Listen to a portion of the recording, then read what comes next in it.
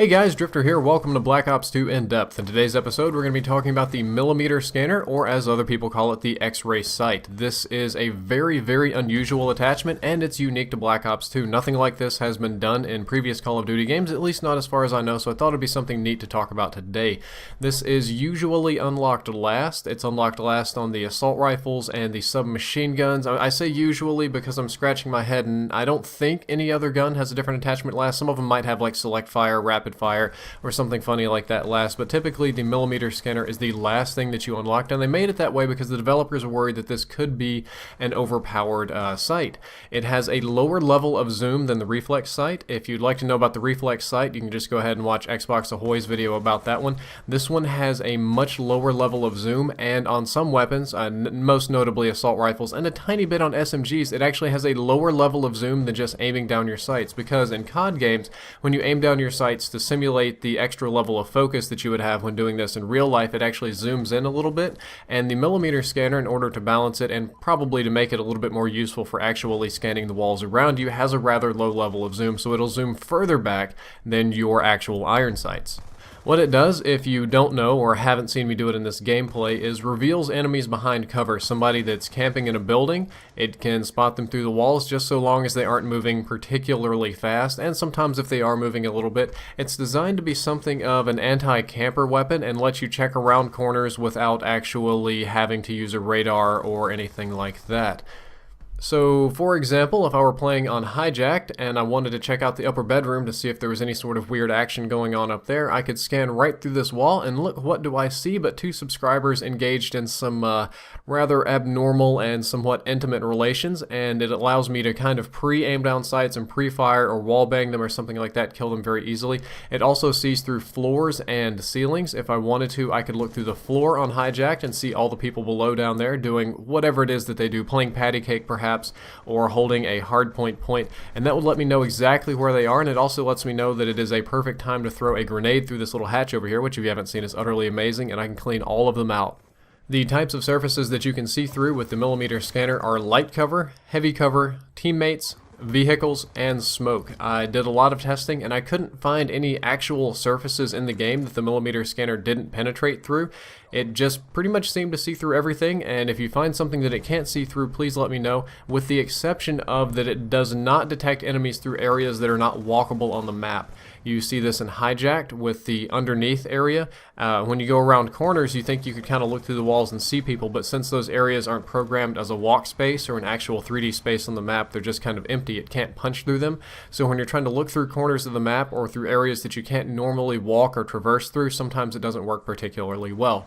The scan range on the millimeter scanner is 25 meters, though more often than not I don't find it useful for ranges outside of 15 meters. It's got a very large scan range. That's the range at which your weapons are typically in their not optimal effectiveness, but about their medium damage. Oftentimes at about 25 meters your submachine guns are going to be hitting their minimum damage, and your assault rifles are going to be about halfway to their minimum, so it prevents you from, say, wallbanging people all the way across the map. It's really made for more close range stuff, and I would like to say that it's very useful for checking all of these things, but in practical purposes, when I use this sight for just the way I use it, maybe I'm just totally using it wrong, I don't spot that many people hiding behind walls. I use it to check common camping positions. I check places where snipers like to post up.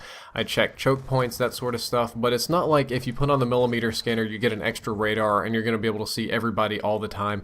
It's nice, but it's not the overpowered attachment that a lot of people think it is. I just don't spot that many people with it, but when I do spot somebody, it's incredibly useful.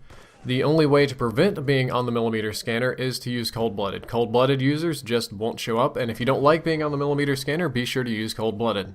Some people have asked questions about how fast it works, because if you haven't noticed, it pulses a little bit back and forth. The full pulse cycle from start to finish is 1.5 seconds, and the effectiveness of the pulse, or the time at which you're going to be able to see people, is about 1 second.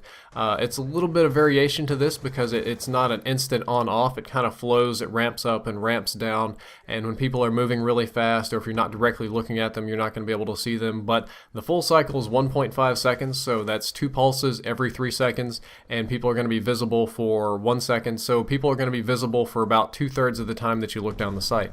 The question that many of you would like answered is how much recoil does this add to my weapon, because on the in-game stat bars, which are very deceptive, we'll say. It says it increases recoil oftentimes online in the owner's manual, not owner's manual, the strategy guide. Yeah, people still buy those things.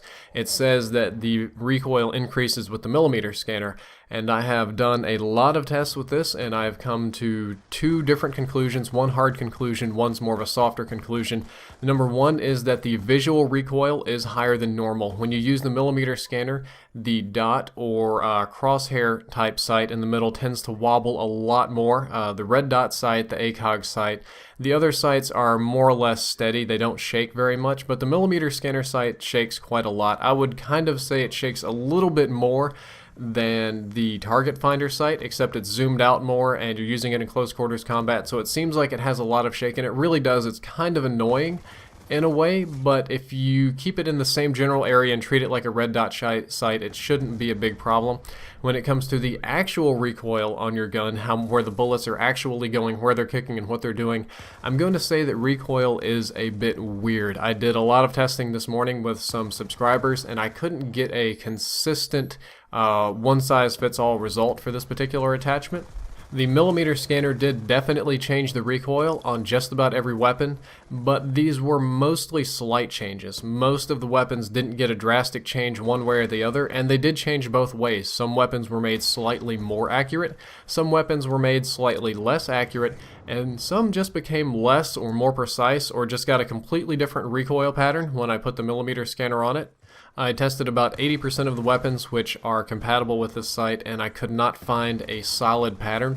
So my recommendation for you would be to go into offline mode and shoot some walls and test comparatively back and forth yourself. But I did include at the end of this video quite a lot of tests. I'm going to play some songs from Monstercat because they let me use all of their music, and you're going to get to see every single test I did with the millimeter scanner, and you're going to get to see what it does to the recoil on some of the more popular weapons. The weapons that I use the millimeter scanner on are the PDW-57 and the KSG. I like the MSMC a little bit better, but the PDW has a larger magazine, and that's going to be better for punching people through walls because you're going to need more shots to kill, and I do occasionally use it on the PDW.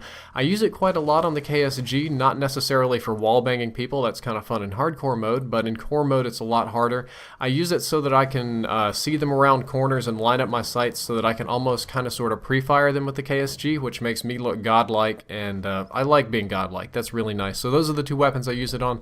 The other weapons I didn't find it particularly useful on. The video's not quite over, but before I get into all those super boring tests, I'm going to do my little spill here at the end with the annotations. If you'd like to check out the previous episode of In Depth, you can click the laser sight link on the left. That'll open up the new one in a new window. If you'd like to see my next episode, which is going to be on the stock attachment, you can click that box on the right. That will also open in a new window tomorrow when that goes live. And if you enjoy this style of content, don't forget to click that big yellow subscribe button to follow me for more videos, like, favorite, leave a comment, all that YouTube sort of stuff, whatever. Or if not, if you don't like me, that's also okay. That's all for this video. I'm going to be done talking. I'm going to swap over to all of the gun tests that I did and play just some random electronica kind of dubstep songs that I have permission to play from Monstercat. And if you want to see the songs, there are links to those in the description too. Drifter out.